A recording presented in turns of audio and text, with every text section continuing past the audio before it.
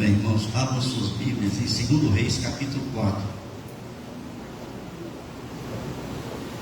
Quero continuar pensando nessa temática da esperança,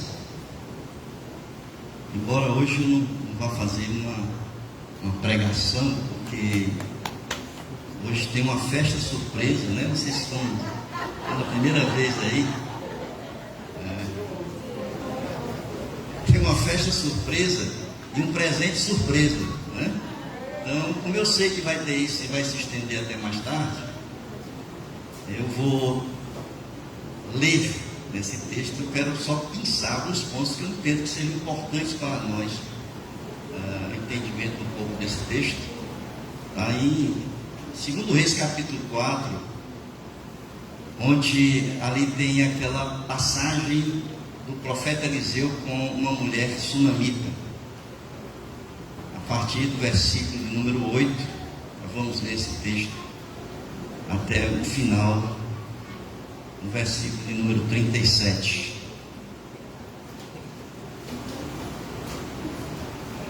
Diz assim: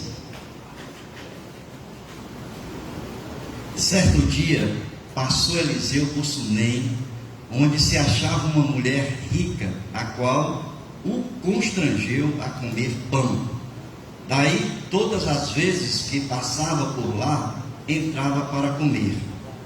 Ela disse a seu marido: vejo que este que passa sempre por nós é santo homem de Deus.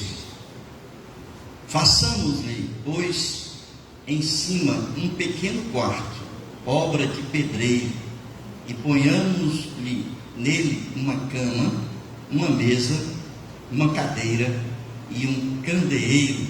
Quando ele vier à nossa casa, retirar-se-á para ali. Um dia, vindo ele para ali, retirou-se para o quarto e se deitou. Então disse ao seu moço Geazi: chama esta sunamita. Chamando-a ele, ela se pôs diante do profeta. Este dissera ao seu moço: dize-lhe, eis que tu nos tens tratado com muita abnegação, que há de fazer por ti, que se há de fazer por ti? Haverá alguma coisa de que se fale a teu favor ao rei ou ao comandante do exército? Ela respondeu: habito no meio do meu povo. Então disse o profeta: que se há de fazer por ela? Geazi respondeu: ora, ela não tem filho, e seu marido é velho. Disse Eliseu: chama-a. Chamando-a ele, ela se pôs à porta. Disse-lhe o profeta: por esse tempo, daqui a um ano, abraçarás um filho. E ela disse: não, meu senhor, homem de Deus, não mintas a tua serva. Concebeu a mulher e deu à luz um filho, no tempo determinado, quando fez um ano, segundo Eliseu lhe dissera. Tendo crescido o menino, saiu certo dia a ter com seu pai, e estava com os segadores. Disse a seu pai: ah, minha cabeça. Então o pai disse ao seu moço: leva-o à sua mãe. Ele o tomou e o levou à sua mãe, sobre cujos joelhos ficou sentado até ao meio-dia, e morreu. Subiu ela e o deitou sobre a cama do homem de Deus, fechou a porta e saiu. Chamou seu marido e lhe disse: manda-me um dos moços e uma das jumentas, para que eu corra ao homem de Deus e volte. Perguntou ele: por que vais a ele hoje? Não é dia de festa da lua nova, nem sábado? Ela disse: não faz mal. Então fez ela albardar a jumenta e disse ao moço: guia e anda, não te detenhas no caminhar, senão quando eu te disser. Partiu ela, pois, e foi ter com o homem de Deus ao monte Carmelo. Vendo-a de longe, o homem de Deus disse a Geazi, seu moço: eis aí a sunamita. correm ao seu encontro e dizem: vai tudo bem contigo? Com teu marido? Com o menino? Ela respondeu: tudo bem. Chegando ela, pois, ao homem de Deus, ao monte, abraçou-lhe os pés. Então se chegou Geazi para arrancá-la, mas o homem de Deus disse: deixa, porque a sua alma está em amargura, e o Senhor lhe encobriu e não o manifestou. Disse ela: pedi eu ao meu Senhor algum filho? Não disse eu? Não me enganes, disse o profeta Geazi: cinge os lombos, toma o meu bordão contigo e vai. Se encontrares alguém, não saúdes, e se alguém te saudar, não lhe respondas. Põe o meu bordão sobre o rosto do menino. Porém disse a mãe do menino: tão certo como vive o Senhor e vive a tua alma, não te deixarei. Então ele se levantou e a seguiu. Geazi passou adiante deles e pôs o bordão sobre o rosto do menino. Porém não houve nele voz, nem sinal de vida. Então voltou a encontrar-se com Eliseu e lhe deu aviso e disse: o menino não despertou. Tendo o profeta chegado à casa, eis que o menino estava morto sobre a cama. Então entrou, fechou a porta sobre eles, ambos, e orou ao Senhor. Subiu à cama, deitou-se sobre o menino, e pondo a sua boca sobre a boca dele, os seus olhos sobre os olhos dele, e as suas mãos sobre as mãos dele, se estendeu sobre ele, e a carne do menino aqueceu. Então se levantou e andou no quarto uma vez, lá para cá, e tornou a subir, e se estendeu sobre o menino, e este espirrou 7 vezes, e abriu os olhos. Então chamou a Geazi e disse: chama a sunamita. Ele a chamou, e apresentando-se ela ao profeta, este lhe disse: toma teu filho. Ela entrou, lançou-se aos pés dele, prostrou-se em terra, tomou o seu filho e saiu. Amém? Muito bem, queridos. Como eu falei, eu quero pensar alguns pontos que eu entendo que sejam importantes dentro dessa temática que nós estamos trazendo aqui para a igreja. Eu vejo aqui um momento em que o profeta Eliseu, um profeta que depois de Jesus foi aquele que a Bíblia narra que teve o maior número de realização de milagres na Bíblia. Depois de Jesus é Eliseu. Então Eliseu passa por um momento que eu entendo aqui que seja difícil. Por que difícil? Porque todas as coisas que um profeta fala acontecem. Esse é um dos pontos fortes, né, de se identificar o profeta na Bíblia, quando Deus diz que nenhuma palavra do profeta cairá no chão. Então, todas as coisas que o profeta fala acontecem. Só que aqui Eliseu falou realmente que ia acontecer, e aconteceu. Mas teve um momento em que ele diz que o Senhor não falou aquilo que ia acontecer. Vejam aí no versículo de número 27. Quando ali no final do versículo ele disse: deixa, quando o moço chega para ele e quer tirar a mulher sunamita dos pés do profeta, ele diz: deixa, porque a sua alma está em amargura, e o Senhor me encobriu, ou seja, me encobriu, e não me manifestou aquilo que estava acontecendo. E eu vejo aqui, irmãos, uma situação em que nós precisamos andar um pouco no texto. Primeiro, eu quero dividir esse texto em 3 momentos da vida daquela mulher sunamita. Aquela mulher sunamita, a gente pode pensar em 3 momentos aqui importantes da vida dela. O momento em que ela não tinha filho, o momento em que ela teve filho, e o momento que vem posterior, com a morte e a ressurreição ali do filho. São 3 momentos importantes na vida dela. Ela morava ali em Sunem, uma cidade que ficava na Galileia, fica na Galileia, perto do Monte Carmelo, e ali o profeta Eliseu passava muito por ali.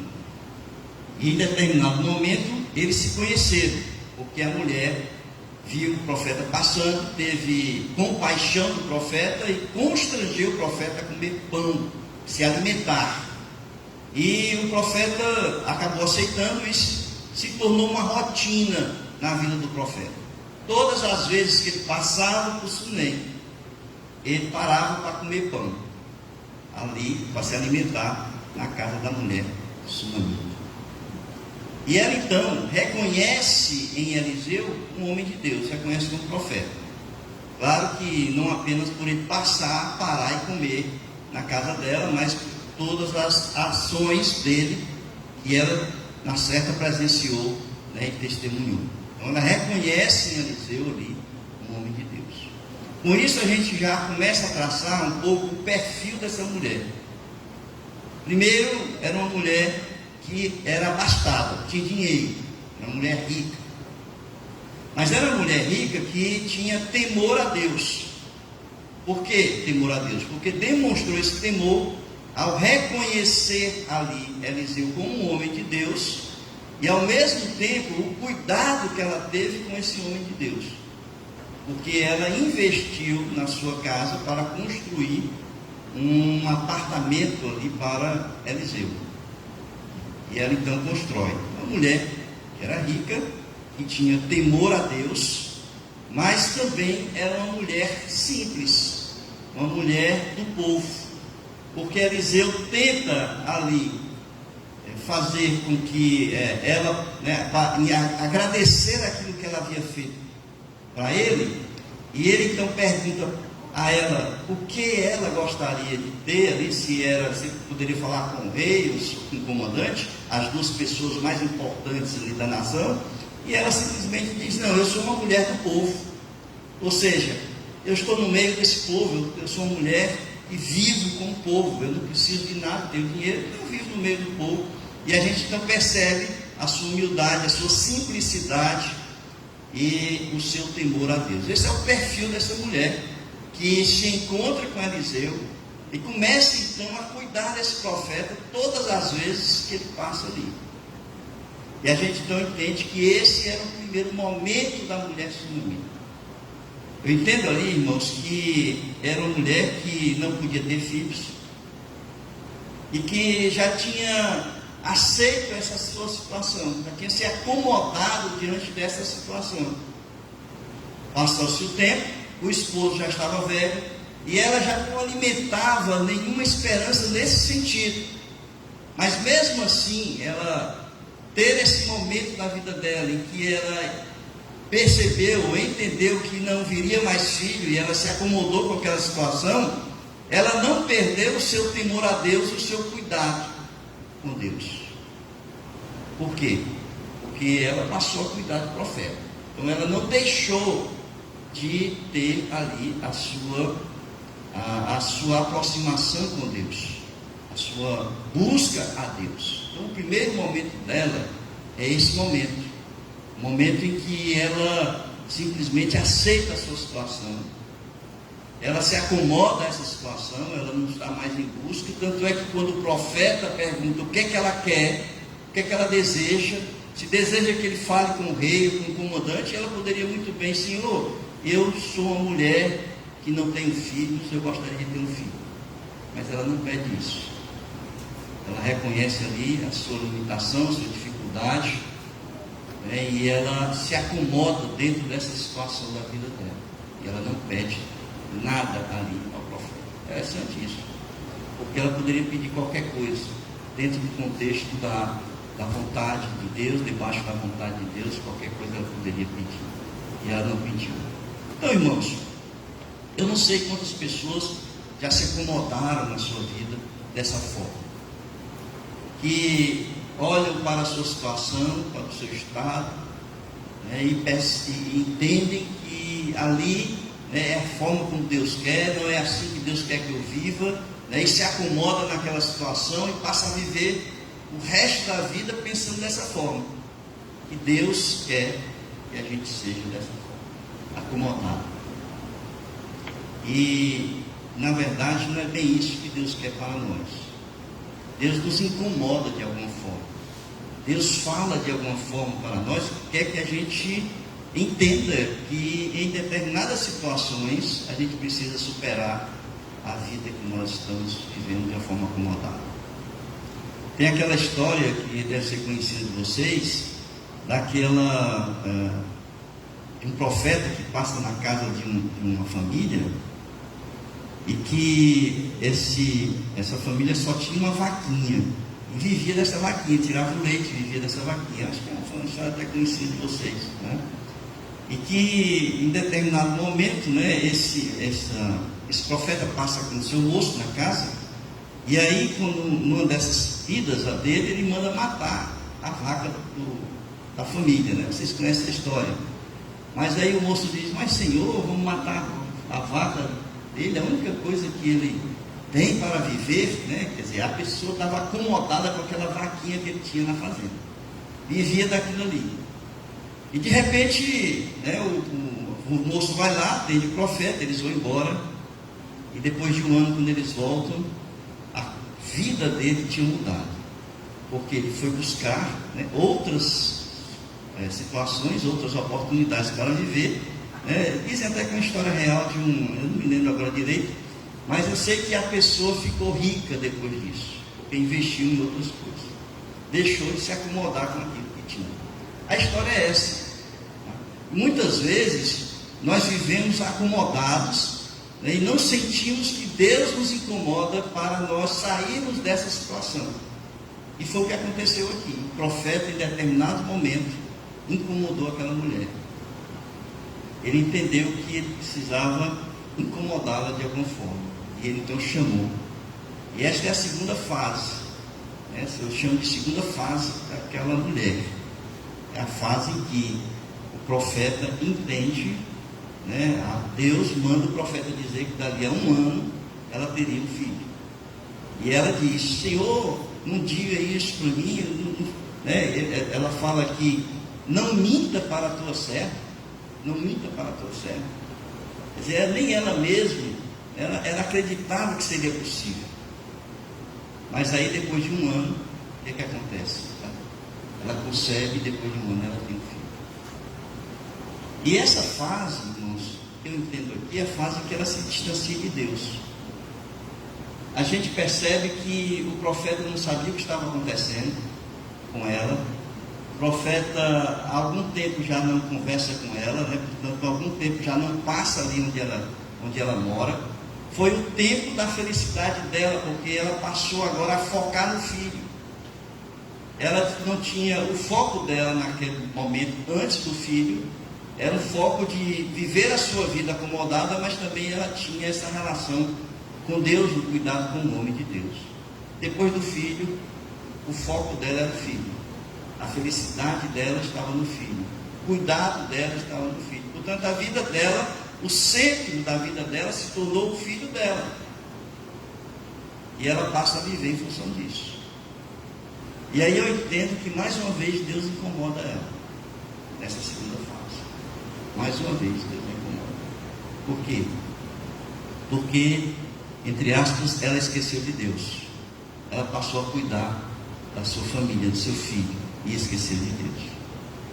Isso, irmãos, é a coisa mais comum que se encontra no nosso meio que nós vivemos. Muitas pessoas recebem bênção.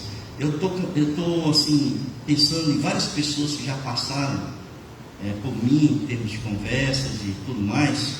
Pessoas que chegaram e pediam oração para arrumar um emprego, né, para arrumar uma situação, e a gente ora, e de repente essa pessoa se coloca bem numa situação financeira, né, a pessoa arruma um bom emprego, e lá na frente começa a deixar de vir à igreja. E a gente pergunta assim: mas por que você está? Não, pastor, estou andando tão ocupado, trabalhando demais, né? Não sei, meu tempo está tão curto, não dá mais para ir para a igreja, né? E aí começa a faltar a igreja, e vai esfriando na sua relação com Deus, vai esfriando, de repente deixa de vez e vira a igreja, deixa de vez e vira a igreja. A bênção se tornou uma maldição dessa pessoa. Se tornou uma maldição porque, em vez dela se aproximar ainda mais de Deus, de buscar mais intimidade com Deus, de buscar mais servir a Deus, essa pessoa começa a encontrar dificuldades para não vir mais a estar cultuando a Deus. E é que nessa segunda fase desta senhora, sunamita, eu imagino uma coisa parecida assim, irmãos. Que ela agora começou a cuidar do filho, sua vida familiar, a vida mudou, e ela então esquece um pouco de Deus. E Deus incomoda. Deus a incomodou. Como ele incomodou? Ele tirou aquilo que foi a bênção dela. A bênção que ela nem pediu, mas Deus a concedeu. E é aquilo que tirou a sua relação com Deus, a sua intimidade com Deus. Deus tirou aquilo temporariamente para dar a ela um susto nela. Tirou o filho. E ali o filho passa mal, tem essa dor de cabeça, a cabeça dele começa a doer, o pai manda para a mãe.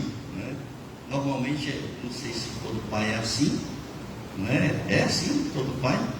O filho adoece e joga no colo da mãe, Então, o filho adoeceu, o pai nem saiu da lavoura, Chegou lá e disse assim: olha, leva aí para a tua mãe. Levou para a mãe. E o filho ficou no colo da mãe até morrer. Morreu nos braços da mãe. Eu penso a tristeza dela, porque esse texto fala da amargura de alma dela. Veja aí, ainda no versículo número 27. Deixa, porque a sua alma está em amargura. A dor que ela estava sentindo com a perda do filho. Mas existiam aqui duas coisas que essa amargura castigava ainda mais a ela. Primeiro, foi a questão dela dizer que ela não havia pedido a Deus e Deus havia dado o filho. E que esse filho que Deus havia dado, agora estava morto. É a dor dupla, Porque o que ela estava sentindo naquele momento. Agora, irmãos, eu quero aqui falar para vocês dessa mulher, da força dessa mulher. Eu não estou aqui no dia da mulher, mas poderia ser, porque essa mulher foi muito forte. Ela é um exemplo para as mães e mulheres da nossa igreja. O que essa mulher fez foi uma coisa assim extraordinária. Ela pegou o menino, ela tomou uma atitude. Porque muitas mães, quando acontece uma coisa, corre para onde? O pai manda para a mãe, mas quando acontece a coisa está brava, corre para o pai, Dizer assim, está assim, e resolve, e faz aperrear mais, Ela não. Ela tomou uma atitude. Sabe qual foi a atitude que ela tomou? Primeiro ela não contou com o marido. O marido não estava sabendo de nada. Como é que eu sei disso? Porque quando ela pede o jumento e o moço para levá-la, ele pergunta para ela que não era festa, não era nada, e ela disse: deixa como está. Então ela não conta para o marido, ela vai direto para aquele que havia dado a ela a bênção que ela havia recebido. Ela correu para Deus, ela correu para o homem de Deus que falava em nome de Deus. Então ela coloca o filho na cama do profeta, fecha a porta e ela sai às pressas para encontrar o profeta lá no Monte Carmelo. Então sai para lá para o Monte Carmelo. E ele então tem todo esse diálogo que nós vimos aqui, que ela vai chegando, e aí o moço pergunta para ela, a mandada do Eliseu, se ela estava bem, e ela responde que estava tudo bem, porque ela não queria conversar com o moço, do profeta, e se abraça aos pés do profeta, e ela ali começa a chorar desesperada, amargurada, e conta então o que havia acontecido. foi uma atitude de fé nesse momento. Ela retoma aquele primeiro momento dela, e o que Deus queria fazer com ela naquele momento, ela foi feito quando ela despertou a necessidade de buscar novamente a Deus. Só quem poderia salvá-la naquele momento era Deus. Então veja o seguinte: uma mulher que primeiro não tinha uma esperança, né?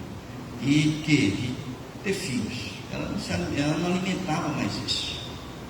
Depois o profeta deu essa esperança a ela, e ela então começa a vislumbrar isso. Ela consegue, ela tem o filho, e depois essa esperança morre no seu coração.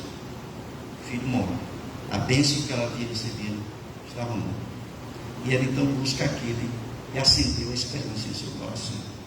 Ela busca o Senhor, e ela vai até aos pés do profeta, e ela começa então a chorar, e o profeta fala para ela que não a deixaria, e aí ele toma uma atitude junto com ela. Ela vai com ela até onde o menino está, e tem todo esse ritual que ele pratica aqui, que a gente não entende, não adianta explicar, mas tem todo esse ritual, e ele então ora ao Senhor. Veja aí no versículo de número 33, ele entrou, fechou a porta sobre eles ambos, ou seja, ele estava sozinho ali com a criança, e ele fez o quê? Ele orou a Deus. Ele orou a Deus. E Deus respondeu a sua oração, e ele então devolveu a criança àquela mulher, e ali ela voltou a viver. Esse é o terceiro momento da vida da mulher. Primeiro, sem esperança; o segundo, com a bênção sem Deus; e a terceira agora, a bênção com Deus. Ela percebeu que a bênção que foi dada a ela era uma bênção para aproximá-la de Deus e não para afastá-la.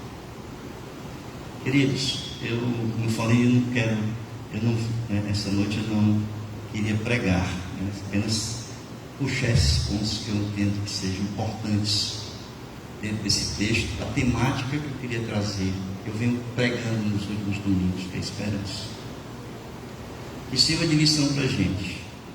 Eu sei que todos nós passamos por problemas, lutas, por necessidades.